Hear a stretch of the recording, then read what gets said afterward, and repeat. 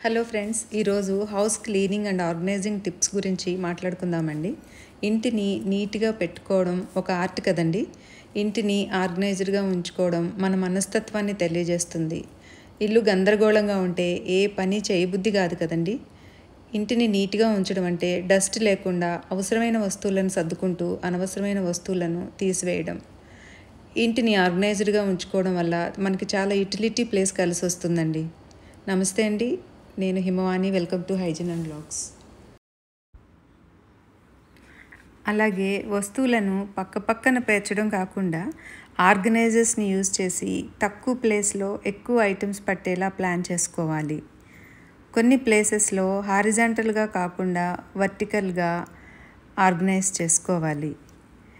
ఇంటిని అందంగా ఖరీదైన వస్తువులతో నింపటం కాకుండా తక్కువ ప్లేస్లో ఎక్కువ వస్తువులను ఆర్గనైజ్ చేయడమే నిజమైన ఆర్గనైజేషన్ అండి. ఇంటిలోని ప్రతి వస్తువుని నీట్గా క్లీన్గా ఉంచుకుంటే మనలో స్ట్రెస్ తగ్గి మెంటల్ హెల్త్ అనేది చాలా ఇంప్రూవ్ అవుతుందండి. ఇంటిని అందంగా తీర్చిదిద్దడం అంటే ప్రతి వస్తువుకి ఒక ప్లేస్ని కేటాయించి అది ఆ ప్లేస్లో పెట్టడం. ఎప్పుడు ఏదో ఒక వస్తువును వెతుక్కుంటూ ఉంటే అది చాలా స్ట్రెస్గా ఉంటుంది కదండి.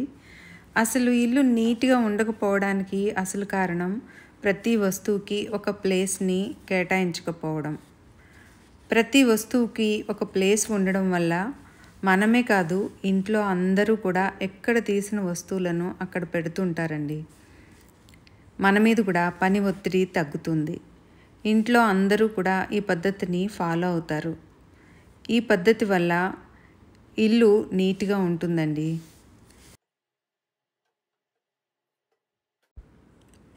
అలాగే మనం ప్రశాంతంగా ఆనందంగా పని చేసుకోవాలంటే ఇంట్లో మనకు నచ్చిన ఇండోర్ ప్లాంట్స్ని పెంచుకోవాలండి.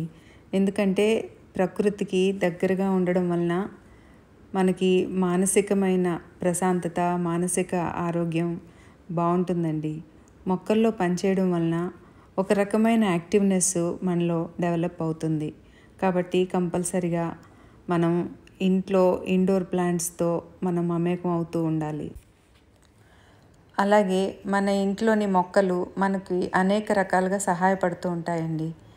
మొక్కలు కార్బన్ డైఆక్సైడ్ పీల్చుకుని ఆక్సిజన్ని వదిలిపెడతాయి. అంటే మనకు కావలసిన ప్రాణవాయువుని వదిలిపెడతాయి. ఆ ప్రాణవాయువుని మనం పీల్చుకుని ఆరోగ్యంగా, ఉల్లాసంగా, ఉత్సాహంగా ఇంట్లో పని చేసుకోవడానికి మనకి మొక్కలు ఎంతో సహాయపడతాయి. అందుకని కంపల్సరిగా ఇండోర్ ప్లాంట్స్ని పెంచుకోవడం మన ఆర్గనైజేషన్లో ఒక భాగం అండి.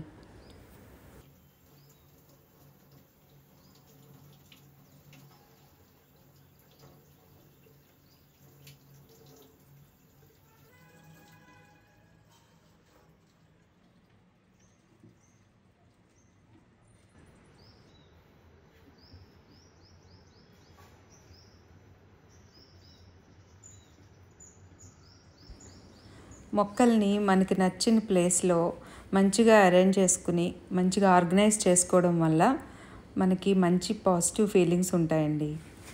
అట్లాగే అనవసరమైన వస్తువులను తీసేయడం లేదా డొనేట్ చేయడం, అది కూడా ఒక మంచి ఆర్గనైజేషన్ అండి.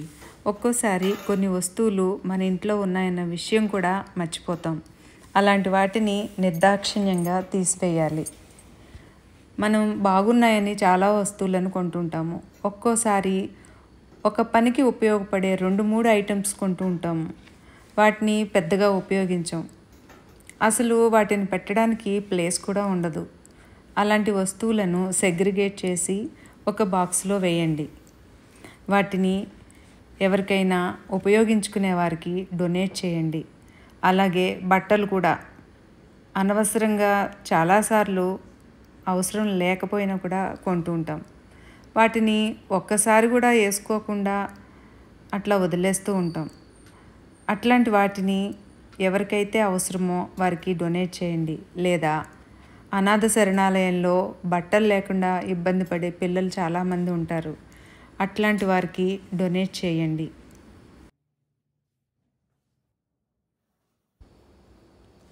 క్లీనింగ్ అనేది ఒక మంచి ఎక్సర్సైజ్ అండి, మంచి యాక్టివిటీ కూడా.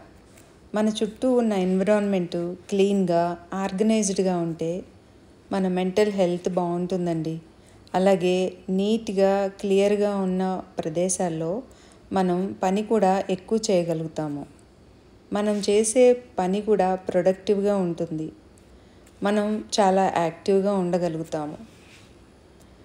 ఎదుటి వాళ్ళకి మనం ఇన్స్పిరేషన్గా కూడా ఉండగలుగుతాము.